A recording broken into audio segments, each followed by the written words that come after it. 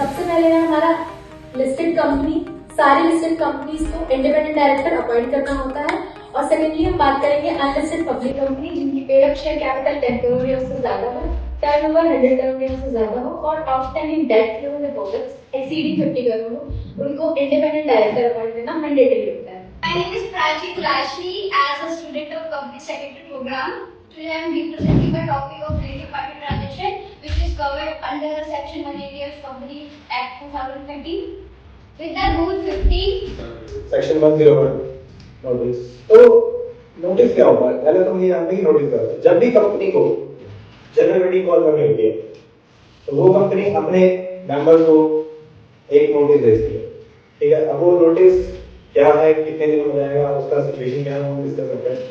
तो पहले कंपनी का कहता है कि मेंबर्स को आपको नोटिस भेजना है, और कितने दिनों में भेजना है, तो उसके लिए मेंशन किया गया है कि not less than 21 clear days के अंदर आपको नोटिस भेजना है। अब ये 21 क्लियर डेज क्या है? तो 21 क्लियर डेज में हम दो चीजें एक्सक्लूड कर देंगे।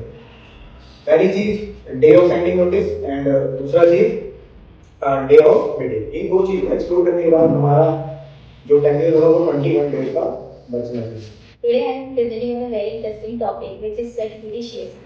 Let me start with simple question. क्या आपने कभी सोचा है कि कंपनी अपने प्राइस को बिना पैसे लिए शेयर्स इशू क्यों लेती है?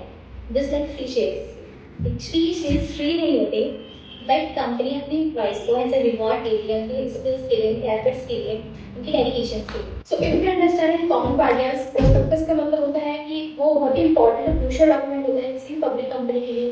इसमें कंपनी की सारी डिटेल्स होती हैं, सारी कंपनी इन्फॉर्मेशन होती है। And if you understand as per section 2/70 of companies act 2013, तो प्रोस्पेक्टस का मतलब होता है एक डॉक्यूमेंट जो कि इशू और डिस्क्राइब हुआ है as a prospector. Today I am here in front of you all to deliver a presentation on the advertisement of shares. This is a topic related to share capital.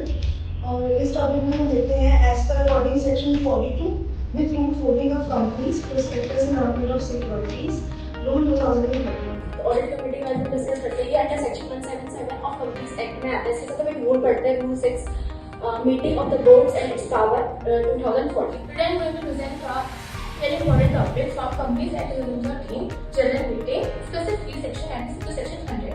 So KMP stands for Key Managerial Person, as we all know. The general meaning of KMP, according to the basic search engine, is that KMP are top executive crucial for company's operation, compliance,